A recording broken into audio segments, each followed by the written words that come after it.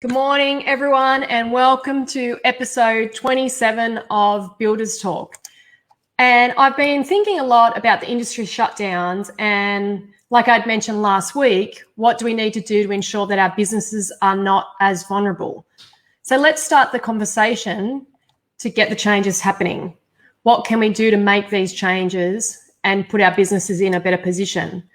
What can we put into place? And what are the precursors that lead up to our business demise? And what, can we do to minimize the impact and detect changes early enough to make adequate changes in our business? So I was looking at some stats, and ASICS had nominated the top 5 causes of business failures in Australia. And the top 5 are inadequate cash flow, poor strategic management, trading losses, poor financial control, and undercapitalisation. That report detailed that out of about 8,000 odd Australian companies that went into external administration in the 12 months ending March 2019, that 3/4 of them came from 4 major industries. And of course, one of those industries was construction. Most of my adult life, I've worked in the building industry, and I've learned to live, on the edge of my seat in relation to cash flow. So that was one of the 5 causes of business failure, which was inadequate cash flow.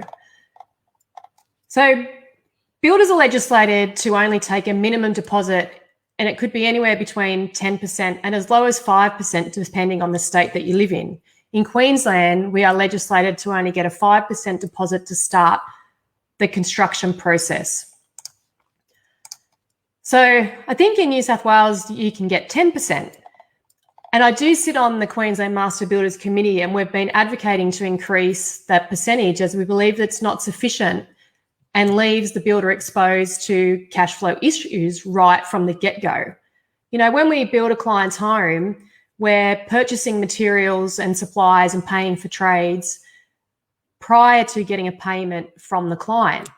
And I guess part of the licensing board, well, in Queensland anyway, says that the builder should really never be in a, negative cash flow or asset type position, but we're not really setting ourselves up initially in a position that keeps us ahead of the payment, not ahead of the payments, ahead of the cost that we're forking out for our clients. You know, I look at costs in 2 different ways. So we have overheads in our business, and then we have costs of goods sold that we basically purchase for the clients. So I guess the easiest way to differentiate or decide between the difference of those 2 things is an overhead is something that will occur in your business no matter what job you're doing or whether you even have a job. So things like your phone, your computer, your fuel, the internet, your rent. So regardless of whether you have work or not, you're still going to have to pay these things. But anything that is incurred for a client's job, so if you wouldn't have had to buy that material other than you were doing the job for that client, that's what I class as the materials that you're, purchasing for your client. So you might hear of things like from your client, we got a concrete truck got bogged on site and we had to get it towed off because we couldn't get it off site. It was a really, really sandy site, and it didn't matter what the boys did. The wheels just kept spinning and they had to get it towed. So we passed that cost on to the client, and the client wanted to argue that it was our fault that the truck got bogged. And it wasn't until we explained to them, okay, if we weren't building your house, this truck would never have been on your property, and we would never have had to pay the cost to get it towed off. So it is a cost that it's incurred in the process of building your house. And yes, it's not ideal that this cost has occurred, but if we weren't building a house, we would never have incurred the cost. So it, in effect, should be passed on to the client.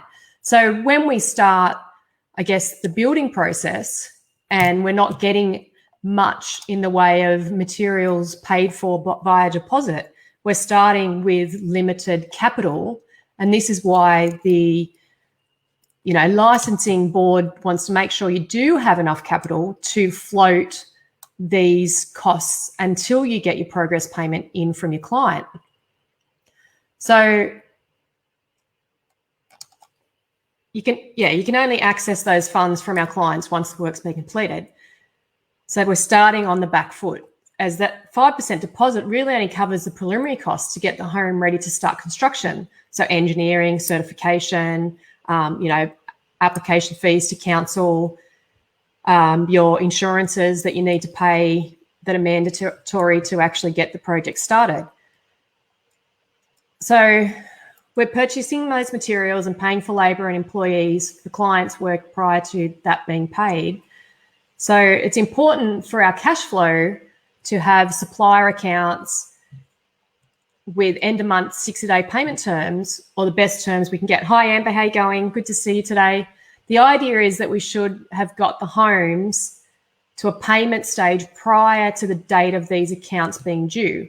So when you have a trade account with a supplier, by the time that you've got your house to the next milestone, you should in effect have the money in your bank account. So you should be able to then pay for that account. But in the present climate, some businesses are insisting on deposits being paid for materials that are months away to secure the stock and get your name on it and put into a line.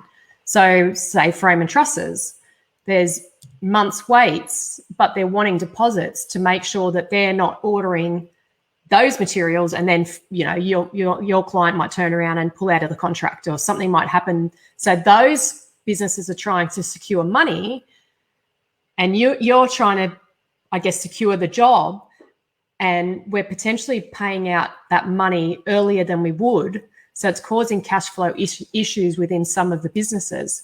So the subbies, and in Queensland, we're legislated to pay within 25 business days, and they are starting to push us for shorter payment terms.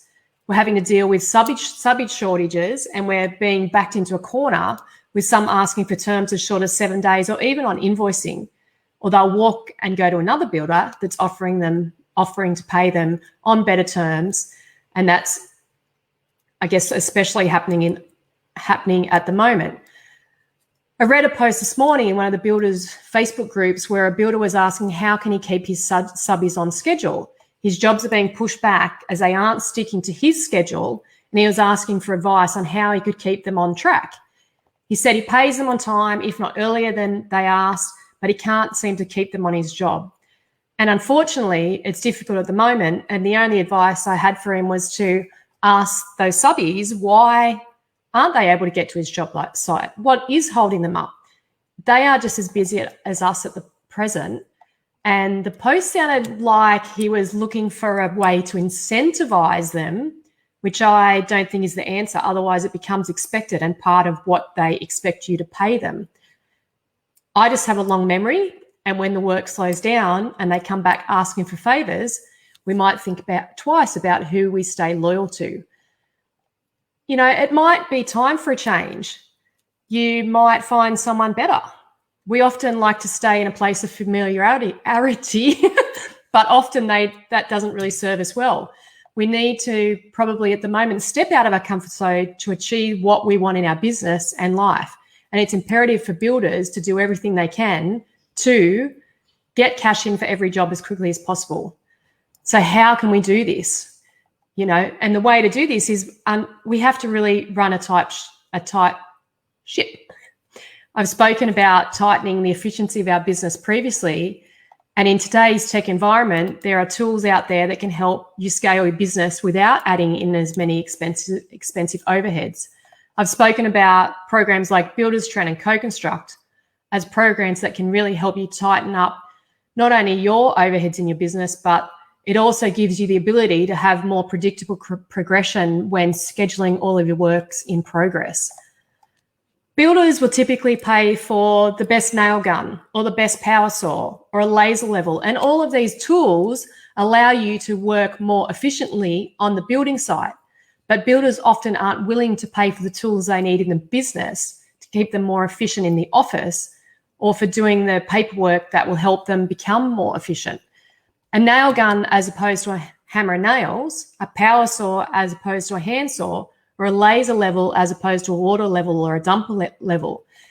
These tools on the site have all increased the efficiency of working on site, and they are embraced by the builder. So we need to start embracing the technology that will streamline the office side of the business as well.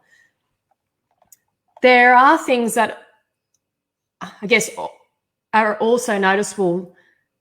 These things, like the technology within the business, are things that give the clients also a better experience. So we often get, complaints from clients, or they think we're not keeping up to date, or the paperwork's not good enough. Whatever the case may be, some of these technology things that you could embrace within your business actually will help you, keep that client informed and provide a better experience for that client. And ensuring you do have a predictable progression by having and keeping to a building schedule. So the building schedule shouldn't just include what's happening on site, such as when your plumber should be on site to do the rough-in, or when your electrician should be there, but when your material orders should be done as well, and what's happening within your office space. So this helps make sure that the materials are ordered and on site when they are needed, so you stay ahead of your trades. It's essential at the moment, if you have this set up, that you are adjusting your timing, as frame and trusses are out by, in our area, 4 months. And they're currently taking orders now for November delivery. So all of the above are impacting our current cash flow and causing inadequacies within our business, which, as I said earlier, is one of the indicators of business failure. So it's imperative to keep, a tight rein on these processes that can affect your cash flow. So going hand in hand with cash flow is also keeping a keen eye on your job profitability. We often don't look at our job profitability till the end of the job. And at the moment, with all the price increases and the fact that we have fixed price contracts, you're probably finding jobs are becoming less profitable, and you need to be fully versed on where these increases are coming from.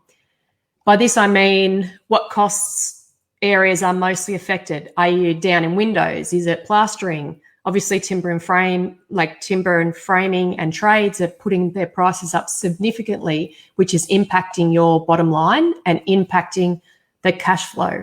So you want to make sure you're making adjustments to pricing to ensure that it doesn't affect the cash flow too much. And I guess these price increases, you might not think it affects cash flow as such, but it affects the money that's left in your bank account, which has the effect on the money that you have to carry on till the next progress payment hits your account. So this may be a time where you, want to start price checking your regular suppliers. Some suppliers at the moment won't even take on new clients, such as the frame and truss suppliers, but you need to regain some of the costs from somewhere. Check your tapware pricing. That's, you might only save a couple of dollars here or there. Check your window suppliers. I try not to just stick with one particular supplier so that I have variability and relationships with several suppliers. So if one is unavailable to supply me when I need it, I have others to call on. And yes, it is great to stay loyal to suppliers, but at the moment, some aren't staying loyal to you. And we need to, not leave all of our eggs in one basket at the moment. So these are some of the suggestions, and within my some of the suggestions to ensure that your cash flow stays adequate for your business. And within my program, Built Up to Nail Down, I go more in depth into some of these concepts. So next week, I'll delve into the poor strategic management and how you can improve your management in your business to improve the growth and secure your business. So until next week, keep powering your business.